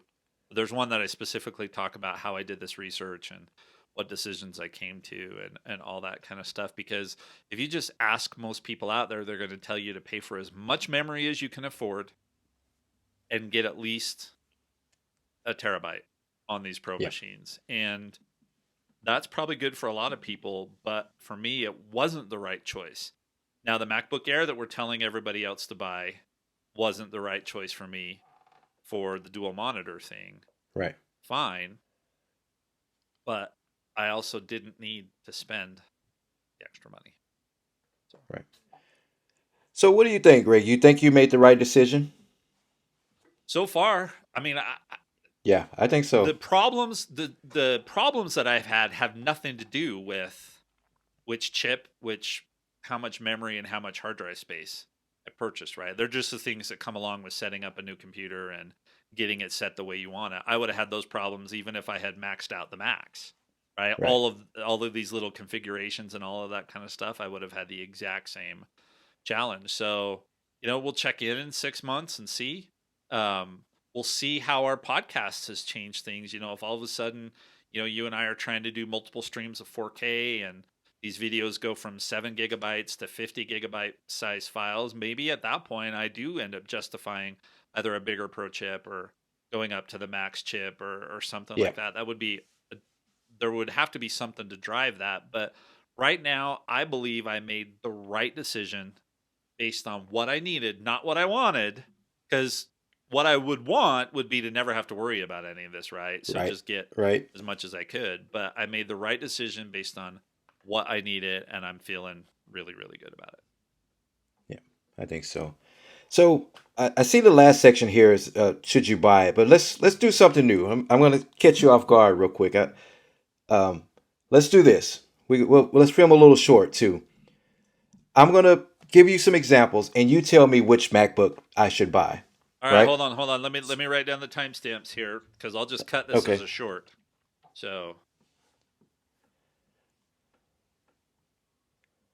all right, let's do it. All right. So let's say I'm a mom. I don't have a wig or anything to throw on, but let's say I'm a mom and I have a 14-year-old high school student that says, "Mom, I want the new MacBook. I want a new MacBook." Right? All my friends have it. Which MacBook should I buy? All they do is go to school. They do homework. They're mostly going to play Fortnite and video games on it. Which MacBook should I buy for them? 13-inch MacBook Air um, if you're budget constrained, sort of, Hmm. and 15-inch if you're not, because then it'll be their single screen and it can be everything they want it to be. Okay. Now I'm a dad, and I'm so proud of my daughter. She just graduated from high school. She's going to Princeton, and she's going to have a huge workload, right? She still has to communicate with me and mom and stuff and all of that. She wants a MacBook. Which one should she buy? What's her major? So she's majoring in architecture, right? I meant to throw that in there. So architecture. So she's going to have a lot of apps, a lot of CAD apps and things like that she has to run. What does she need? 14 or 16-inch Pro, probably the 16. It's probably going to be her only thing if she's living in the dorm. So probably the 16-inch MacBook Pro with at least the Pro chip, depending on her CAD program needs. You might want the Max if you're really going to get into 3D rendering and all that kind of stuff. Right, right. Okay. So now I'm a grandpa. I don't know anything about this technology stuff. I just checked out my retirement fund. I'm getting a huge amount of money, and my grandson is a big time YouTube streamer, and he plays Twitch games, and he's always in his room yelling at his friends, and he's playing all of these different games. Um, he has a big time career he's actually has an income with playing these video games on Twitch or whatever, and he needs a new computer. I want to get him a computer for Christmas. What should I get him? Studio with the M2 Ultra or the Studio's not out with the M3 Max, so you might have to wait for that. But I think you get the Studio and you get the big giant, those big curved displays or whatever it is to plug Right, into right. it. Yeah. Nice, nice. And you nailed that because that was kind of a trick question. I was wondering were you going to recommend a MacBook or if you were going to go with a desktop or Pro, as actual Mac or something like that. So no, no, No, really good. I like that that. Studio, I wouldn't go with the Mac Pro because it's still on Intel. So go with the Right. Mac Studio and um, yeah, either wait for the Max and Ultra version of the M3 or get the Max version probably of the M2. The problem is the gaming, right? So what Yeah. I think will be super super interesting is when the M3 Ultra drops with the ray tracing and all of this new GPU stuff on a Mac Yeah. Studio, just how powerful it's going to be for gaming. So that's the problem. I mean, you could game on the 16-inch MacBook Pro Max, and Yeah. if you needed a MacBook, you'd probably want to max out the Max in that scenario, but and still get a giant monitor to plug it into, which you absolutely could do. But the Studio is probably Right. better for that. Okay. Yeah, yeah, good one. Good one. I like that. I think we'll do more of those here in the future, but hopefully we can edit that under a minute. I like that. So, all right. Any last thoughts on the MacBook? Anything else you want to share? Again, I think the main thing I wanted to stress was don't break the bank on these things, Yeah. right? Think about what you do on it. If you're buying it for someone else, think about what that child is doing on it. Or I say child, think about what that person is doing on it, no matter who you're buying it for. Everyone's going to default to I want the best. I want the Pro Max. And even like we say, the middle ground now is not necessarily how the middle ground has always been. It still may be too much for some people. So really consider that entry level. Yeah. Uh, don't break the bank buying these things. Don't get loans. Don't get I really don't want to see kids doing that. Yeah, I mean Wyatt's if his MacBook continues to die, he's changing a little bit of his direction, and we've talked about whether he just gets a bigger iPad for what he wants Right. to do, right? Because he's got the one that school gave him, but he could go with an iPad Air or even an 11-inch Pro probably and get everything that he needs to. So it's really about your use case. So the MacBook Air is still the default. Yes. And the only one I think you really need to know that you want is the new 14-inch MacBook Pro with the M3 chip. Not the Pro chip M3. like I got, but that one that replaced the 13-inch with the touch bar. My touch bar that I'm one of the two people that liked it. Um, Yeah. that's the only one that I think you avoid unless you absolutely know that's what you need. That's probably what most companies are going to buy because, again, it won't drive two monitors. So, do you really need to go there? And the Air is probably good enough, especially when they come out with the M3 versions of the Air. So, Yeah. all right, well, that's it. Jason, what are we going to do next week? A little different. Yeah, yeah. So next week is going to be our shopping guide, right? We're getting to that time of the year again where there's a big emphasis on gifts and gift giving and things like that. So we're going to give our list of the top tech gifts to buy for sons, daughters, coworkers, friends, and maybe even some of the people you don't like. which which tech gift to buy for them? And spoiler alert, it's an Android phone. So if you don't like them, get them an Android. But so we're going to include everything, stocking stuffers. I know I'm still outlining the episode and stuff, but stocking stuffers all the way up to like big ticket items, right? For those tech geeks in your life that are hard to shop for. So um, if you're looking for some ideas or whatever, tune in to next week and I will have those lists. And Greg, you're going to be on location, right? I am. I'm going to be recording on location, and so you'll see my camp trailer. And I'm actually thinking maybe I'll have time to do a quick video on my setup when I'm camping and Right. drop that too. So I'm hoping that I'll do that. So I know we ran just a little bit longer than we intended to today, but I think there's some really good stuff in there. Yeah. Don't forget, check out the videos and the blogs. on these MacBooks. So this is our week of MacBook Pro coverage. That's what we'll call it, and all that kind of stuff. And then do all the things. We'll have a bunch of resources in the show notes. And stick around for the post show. A couple more things on the M3 MacBook, and then what's next for my MacBook? What am I going to do with it next? That'll be the discussion. I don't think it'd be too terribly long. So, Jason, you got a cool podcast closing for us? Nope. I'll see you guys at the campground next week. Have a good week. Come on over. Turkey. Turkey at the campground. I like that. All right. Thanks, everyone. Have a good day. Thanks.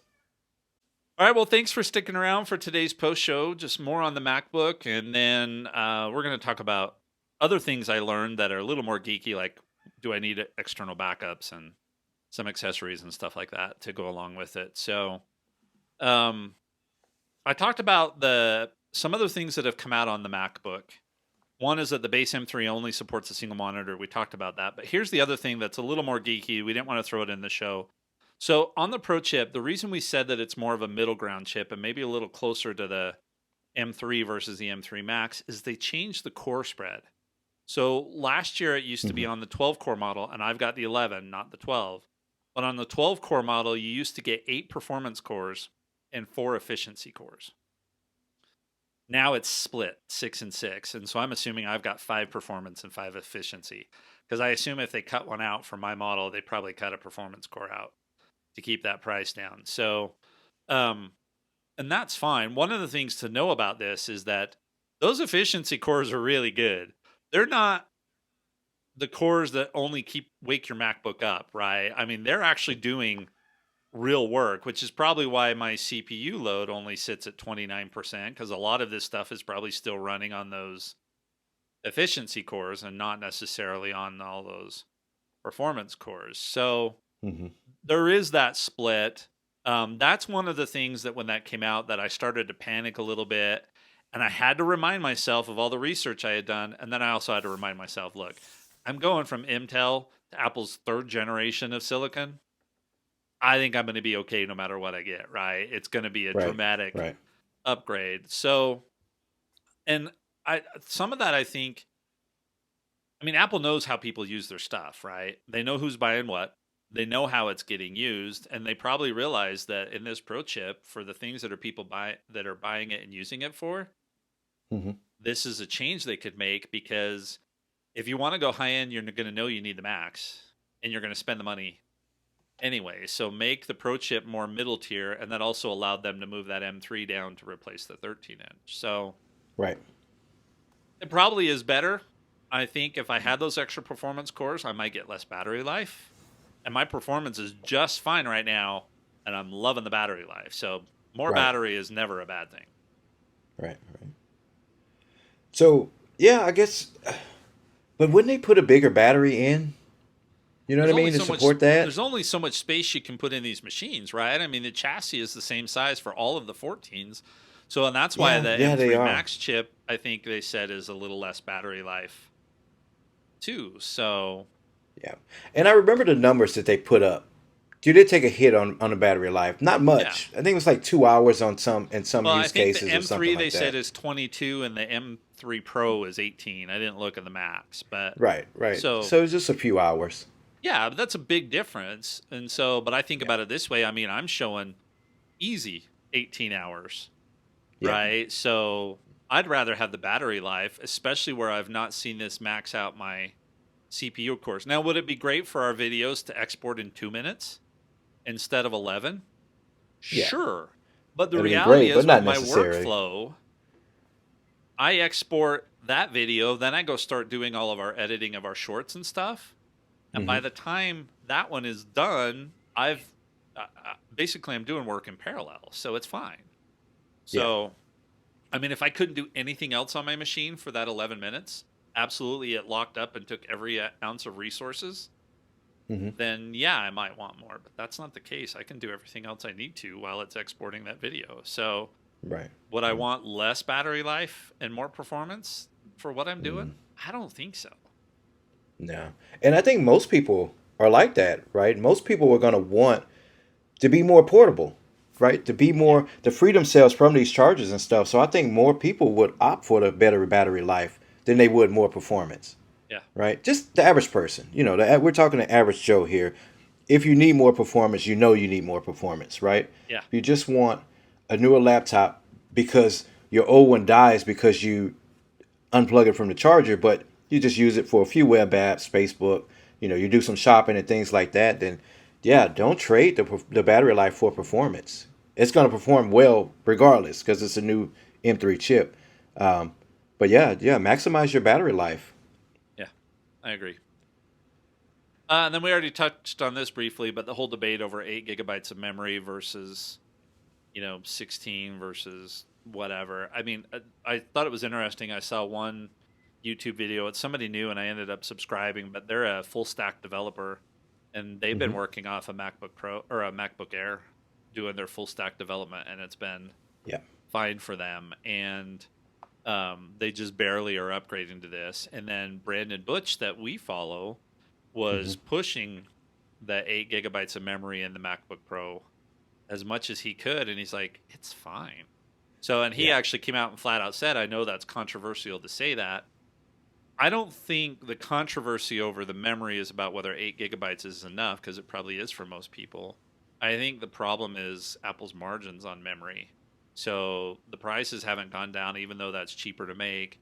And then when you Yeah. start looking at upgrading from 8 to 16, it's $200, which is a pretty big, pretty steep increase. And so I think It that's where is. more of the pushback should be, is that it's just too expensive to upgrade for Apple. And since everything is integrated into the chip, you can't do anything after the fact. And so what Apple's doing, right, wrong, or whatever, I don't particularly like it, is they're saying, hey, you better buy everything you think you're ever going to need on this machine up Hmm. front, and you can only buy it from us. Whereas when um, I had another Mac. I must have had another Mac at some point, other than that other one that I just said was my first MacBook Pro. I think I must Hmm. have had one before that, because I remember buying extra RAM and popping it Right. open and putting Oh, it back in. when we were able Yeah. to upgrade So them I think it's ourselves. back Yeah. when I was in Texas, I had a different MacBook. And yeah, I could put the memory in it, but you just can't do that anymore. So you're a captive, Yeah. right? You either pay for everything you want right now and pay whatever margins Apple's asking for, or you just have to learn to live with it, which is kind of what I decided to do about my hard drive space. Right? I don't Yes. want to pay the $400 for an additional 512 gigabytes of space. That's Hmm. ridiculous. I'm just going to buy, like I said, I saw a 4 terabyte external drive super fast for like $250. And Yeah. that's not even the cheapest. That's not even a Black Friday Yeah. deal. So I'm going Yeah. to be able to find something that I need. So, yeah. And you know, there's nothing wrong with, talking about this 8 GB of memory.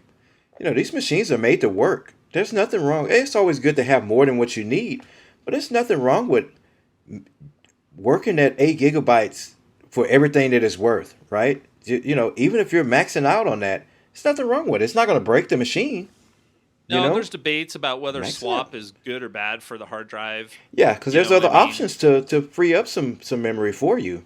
Yeah, I mean, you don't want to always be swapping large amounts of data, Right, because your hard drive will right. eventually, these SSDs, even though they're not physical drives, right? They will eventually slow down and Yeah, start to have they have a problems and stuff lifespan. like that. But unless you're keeping your computer for 5 or 10 years, probably not going to be an issue. Yeah, and 1 or 2 GB of space, to allocate to a memory. I don't think Yeah, it's going to really make a big deal over the life of the. You're right. You're only going to have it for 5 to 8 years anyway, right? if I that, don't think. right? Yeah, if that. Yeah. I mean, if you're a 10 plus year computer person, you should invest, right? And you should Right. buy more memory and buy more hard drive space to future proof. But if you're a 3 year, like I've been on this MacBook, Yeah. not a whole lot you have to worry about that. So Yeah. let me ask you a So. question. So to move on to this next section here. So Hmm. I have Backblaze. So my backup strategy is I've got Time Machine. I plug in my external hard drive a couple of times a week. It backs it up. Yeah. Um, and that's great. And then I had Backblaze because there's always this thing about, well, you don't want to have just your local backup, but you also want to have a remote backup, right? Right. But here's my thought process as I went through and realized how little I'm actually storing on my hard drive that's Mm-hmm. not part of OneDrive or iCloud. So, Right. and I actually just went through this with Wyatt too, because he had a Backblaze subscription for his machine, and I had one for this work machine. So I actually called him the other day, and I had him go through, and the only things he had left on his hard drive were those big recruiting files he was putting together when he was putting together his recruiting videos. Mm-hmm. Everything else was either in documents or desktop, which syncs to iCloud. iCloud, yes. And that was it. And so I'm like, do we really think we need this? Because Backblaze has increased their prices to $100 a year. It was 70. Okay. It's now $100 a Wow. year. Now they are It's a giving big you, jump. instead of 30 days of archive, they're giving you a year of archive. So that's a pretty Okay. good thing. But yeah, that was a big jump. And so for him, we decided absolutely it doesn't make Mm-hmm. sense. But I'm sitting here thinking about this. If, let's say, I get my work done today, and overnight there's this problem, an EM thing comes through my house and fries Right. all my Wipes hard everything. drives, fries my computers, and everything else. What am I really going to lose? Right. I'm going to lose the GarageBand files, Yep. which I've already the source GarageBand files I would lose, not the exported MP3s that go to Mm-hmm. the podcast server, right? Because those go into my OneDrive Those are folder. in. Literally, the only thing is In the OneDrive. raw. Yep. Yeah, literally the only thing is the raw GarageBand files and the raw iMovie library, which I can't Mm-hmm. remember the last time I went back to an episode's MP3 or native GarageBand file or native iMovie file Mm-hmm. after I had done my editing work. I can't remember the last time I've ever done that. So I'm Yeah. sitting here thinking about that. Okay, yes, I would lose that.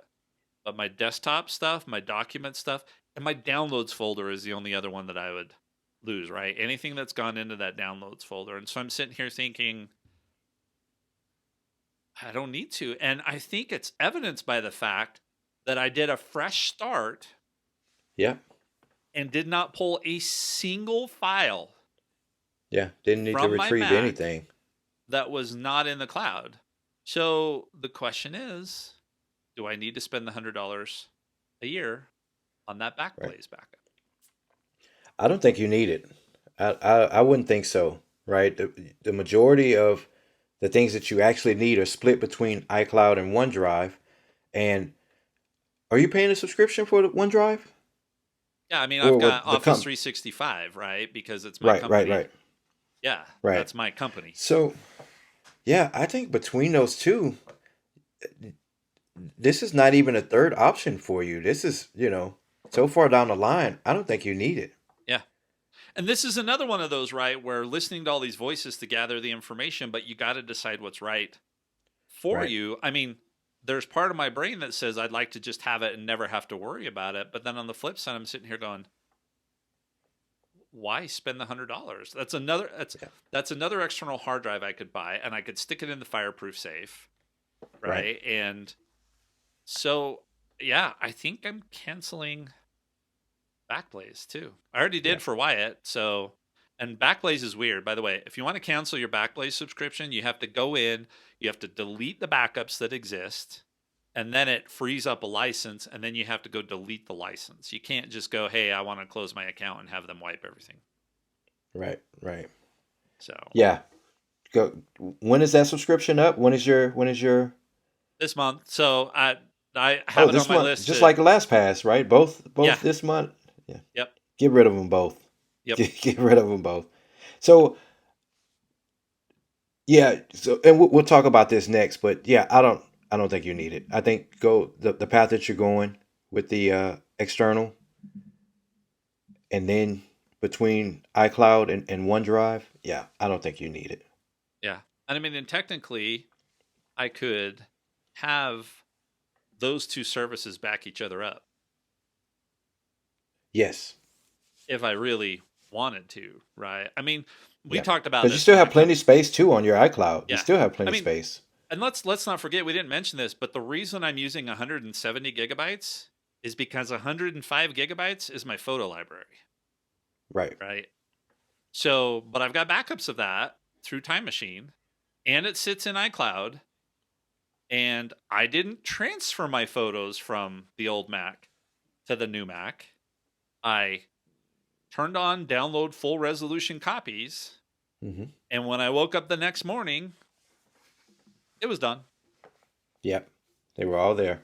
So I just don't see this. So yeah, it's another one of those examples where if you know you need it, if you need remote access to files that are sitting on a regular Mac sitting at your house, that might be a little different story. But this is a laptop that's going to go with me most everywhere. So yeah, I think I'm getting rid of that. So then the next question is, what do I change in my current backup strategy, right? So I've got one external hard drive that has everything prior to July of this year sitting in the fireproof safe already, right? And then Hmm. this new external hard drive has got Time Machine backups since then. And I'll probably just keep this as a Time Machine backup.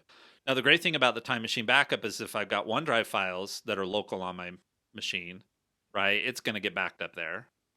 Hmm.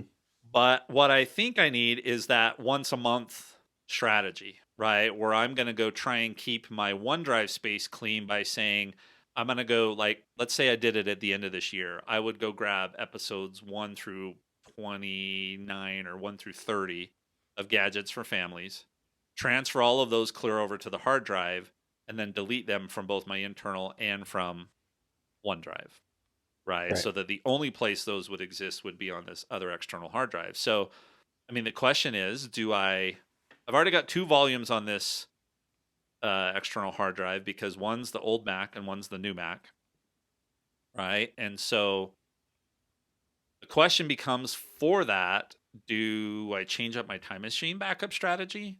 Do I get Hmm. another external hard drive that's purely for these old stuff that I want to clear up out of the cloud? Or do I use an SSD because I've got an SSD or not an SSD? Do I use a um, uh, card, uh, Right. micro SD, right? Card because I've got a card slot so that then all of those old episodes would potentially be with me.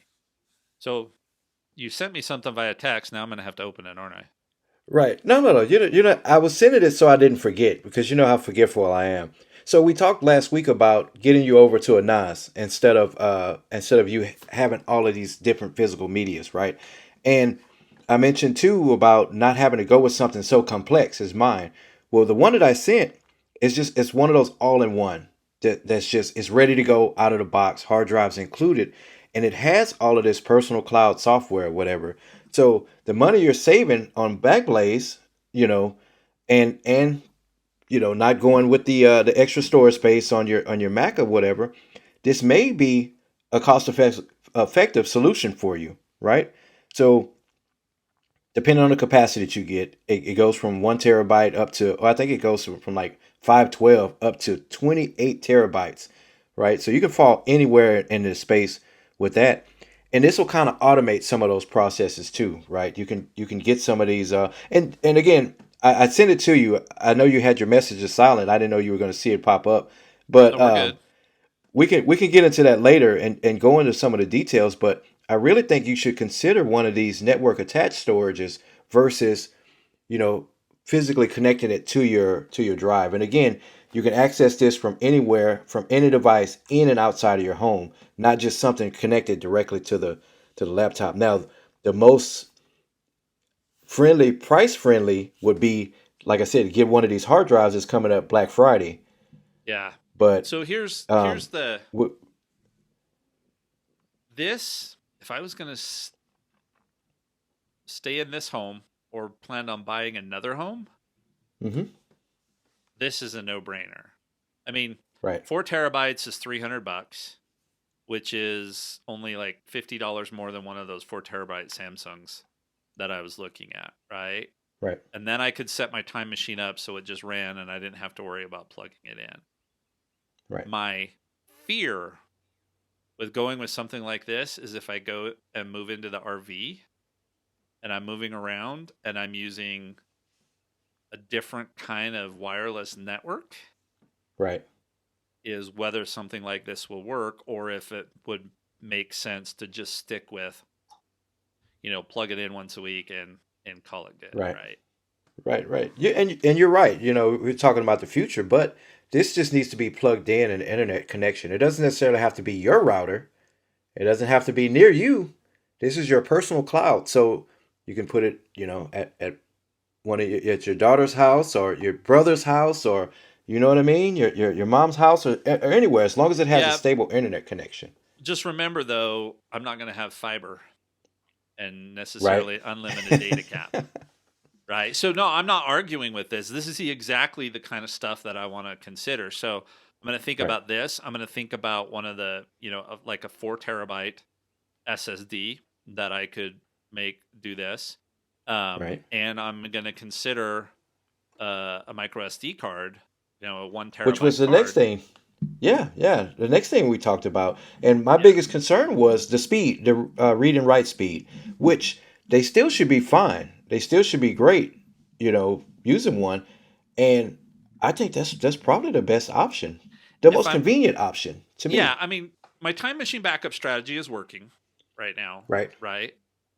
If I had the SD card and I'm only doing it once a month, you just Right. drop the files overnight, and when I come in the next morning, they're done, right? They're Right. gone. And I wouldn't even necessarily, I could do it once a week, right? I could, Yeah. instead of moving 4 episodes at a time, I just move 1 episode at a time. Because right now I have to go in and tell OneDrive to remove it from my hard drive anyway, right? I Hmm. tell it to free up space and it just clouds it, and I'm good to go. So yeah, I think I'll take a look at this. Yeah. I And you am see, there's just different hesitant. price ranges too. Yeah, I'm hesitant to buy anything network related until I figure out what I'm doing Yeah. What your from network is going to be, right? correct, right? Because even if we do, and we might have to make this post show a bonus episode like we did the last time because we're running long. But Right. um, even if I buy a piece of land in southern Utah, which is sort of the plan, right? And I live in that spot for 8 months of the year, and I travel the other 4 months of the year, Hmm. right? I can't have two. I don't want two solutions. I don't want the solution for when I'm parked in my space because I have fiber Right. connected, right? And then I have a different solution when I'm out traveling the 4 months of the year. Now, this is all Yeah. wishful thinking on my part, and if this is $300 and the other drives I'm looking at, and maybe there will be a Black Friday deal on one of these too, right? Right. I mean, I'll keep my eye on this stuff, but that's the conversation, which is why I was thinking, at least to get started, because we're going to be making these. I'm going on my retreat this next week to think about some of these strategic things, right? Yeah. I can buy a 512 gigabyte SD card for $35, Yeah. right? And I could start my And cleanup. it's a Now, lot of technically, storage.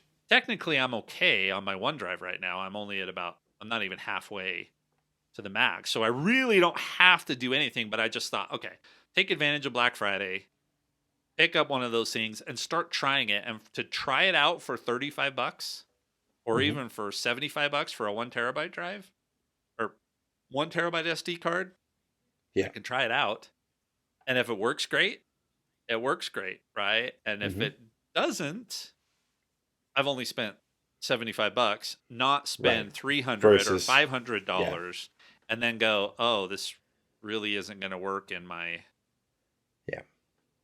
you know what I mean? Yeah. Yeah. Yeah. I know what you mean. But so that's where I am. Either that, like I said, a NAS, or I'm liking the SD card idea, right? As long as the read write speed is where you want it to be, and it's working, or like you said, you can just leave it overnight to do those backups. But I really like that idea. When you told me, I'm like, yeah, I think that's gonna work, as long as it's one of those high capacity, those super fast speed ones. Yeah. So yeah, And I'm it's I'm always curious to local. see when you It's always local and right. it's always You with me, have control over right? it. Yeah, yeah, you have total And control over your data. it's possible that I think Time Machine will grab that and Yeah. back it up too. Yeah, I think so. As long as it recognizes it as a, Yeah, an I mean, available you can drive, exclude it should work. drives, but Time Machine will back it up. So in theory, Yeah. I'll have that stuff that I'll have the stuff that I remove from the cloud double Hmm. backed up. Yeah. So that's what I'm saying. Like you have the redundancy built in. Backblaze is not even a fourth, fourth or Yeah. fifth, redundancy. Yeah, you don't need that. You don't need that level of. Well, I'll tell you, if I decide to really go in on that trailer and I'm spending a lot of time in it, you and I are going to have a heyday getting my network and home automation and everything set up in that Right, trailer. right. That All might right, that's gonna require be a trip fun. to Houston. Right, that So is gonna be fun. I'll go park up at Huntsville, which is one of my favorite campgrounds. You just drive up for the day. Right. We figure it all out. Yep. I spent the weekend in Huntsville this past weekend. So it was about 50-minute drive. Not bad at Yeah. all. And it was a little light to heavy traffic. So Yep. yeah, it's not a bad drive at all. Yeah. We used to go there 5 or 6 times a year. So, all Yeah. right, let's breeze through some other stuff. So these are my other thoughts here. Um, so from an accessory standpoint, one of the things I thought MagSafe on this is really cool for Mm-hmm. charging. And Yeah. man, is that magnet strong. If I get the magnet anywhere near the slot, it'll snap up in. Like it can jump Right. from the table Right. up in, which is great. It comes with a 70-watt charger. Mine did. I didn't upgrade. So it comes with a 70-watt charger. My previous MacBook charger is 61 watts, Yeah. and I can still charge via USB-C. So I thought, well, maybe I'll go buy another MagSafe cable, and I still might. But for now, I'll lose a port, Mm-hmm. which is fine. But when I'm traveling, I'm not going to be plugging everything I have here in Right. anyway. Because like Right. You'll have the free ports. my USB-C hub has the monitor through HDMI, it has the Anchor conference speaker, and it Mm-hmm. has my Logitech webcam. None of those things, which means the hub won't go with me either. But actually, the hub's got a PD port, so if I wanted to take the hub, I could still Mm-hmm. plug stuff in. So maybe the hub goes, but not the other stuff. And I just plug the USB-C cable into the PD port. I'm charging on that 61-watt Right. charger, and I don't How have to worry about it because I don't have to turn in the charger for yeah. the trade-in. It's just the MacBook. How big is the hub? You send me pictures and Not and very I didn't big. get a chance to really look into It's it. about, So it's portable? yeah, I mean, it's like 4 inches long, inch and a half wide, quarter of an inch thick. So it's got two USB A's, a USB C, an HDMI, a card slot, again, card slot, Okay. I and think I a see it. PD port. I think it's similar to the one I have. So it is Yeah, it is super portable. yeah, yeah, Yeah. yeah, yeah. That's the other Okay. thing that's on my list. And I was listening to Connected, and some of these $300 and $400 CalDigit and the one Federico's using is a pluggable one. Hmm. Man, those things look really, really nice. I'm just not sure I can justify that price Right. um, They are for this. expensive. But anyway, for this, I may buy another MagSafe cable just because MagSafe is so cool, and then I Yeah. don't have to worry about it taking up a port. For this next trip, I'm just going to take the whole plug and cable with me since I'm going in my trailer. It's not, but what I keep in my backpack will be the old charger and a USB-C cable, and I'll be Yeah. fine anywhere I go. Unless I go for a multiple day thing, what are the odds I'm going to need to charge it anyway? Right. So, Right. Right. and with only 9 watts difference between the bricks, I just don't see that as a problem at all. Hopefully, Anchor will come out with a MagSafe cable. They don't have one though, so I'm thinking they won't because it's been like 3 years. Yeah. So I'm guessing they're not going to. Yeah. Yeah. You don't really see much between actual Apple stuff and third-party junk from Amazon, right? As far Yeah. as MagSafe goes. So, um, yeah, yeah, maybe they'll come out with one. Yep. We talked about the external drive to clean up the storage. I think I'm going to need another stand for my desk. I just would like to angle this keyboard up just a little bit. It's sitting flat at the Okay. moment. But I like the keyboard on laptops versus external keyboards. I don't know what it is about them. So I Hmm. hadn't been using that on the old one because it was starting to, and the screen wasn't as great. But having this awesome screen sitting right in front of me and working on Yeah. this keyboard is perfect. So I might get a little bit of a. I have one, but my external monitor is sitting on both of the two that I have. So that's coming up. We talked about the Docker Hub. I'm really considering one of these Anchor Prime power stations. If you click on that link that I've got in there. Yeah. I'm checking it out. It looks really cool. So yeah, I'm tempted because so anyway, I can get a 200 watt, 20,000 milliamp for $111 right now, right? It's got 3 ports, so that'll actually charge the MacBook. Wow. So, I And mean, an that would iPad and a phone if you well your phone and the iPad if you needed it. all at the same time. Yeah. So yeah, that's kind Wow. of what I'm thinking about grabbing is something like that because it's got up to 200 watts of total output, which it says it could charge 2 laptops simultaneously at 100 watts. So I think So I there's hadn't looked two. at the prices yet. I'm looking at it's the pricing is pretty good. Yeah, for The 120 pricing is bucks. Yeah, yeah, I was literally expecting this thing to be like 299 when I clicked on it. Yeah. That is that the price is if it and the price surprises me, and you know how I am about and yeah, I'm seeing discounts now too, right? This one's $19 off. I'm seeing $60 off of the 140-watt one. yeah. So this is what I'm kind of thinking about for my next. We talked about I saved some money on this, right? So this is the kind of Right. stuff that I can consider. Um, so that's on my list to think about. And then you had asked if I was going to skin this at all. Well, I got Yeah. to think about something for the bottom, for when I Yeah. set it down on picnic tables and stuff. But I don't know whether I'll do that or not. But yeah, Yeah. So and I know they have those, those clamshell cases or whatever. You get the top and the bottom. You could just buy one for what $9 on Amazon and just use the bottom just for when you're camping, right? Just keep it in the trailer, and yeah, you're like, oh, I'm going to go out and sit on the camp bench. You just pull it out of a drawer or something like that. So I think in the meantime, until you decide, just buy one of those. Until you decide whether you want to skin or not. I don't think I want to skin it. This thing is so nice, Yeah. right? And I Yeah. had that plastic. I had a plastic clamshell case for the one that Wyatt has. He's still using it, and they're not great, right? But like Yeah. you They're, said, they're if all I terrible. really needed to Yeah. do is um, Yeah. Just the bottom. protect the bottom, Because they don't block the yeah, ports. I hadn't had a problem with any that blocked the ports or anything like that, or they were kind of cut wrong. So as long as you get the one for that model, yeah, just get it. Keep the bottom half in the trailer, chunk the top half, or save it for a rainy day or something like that.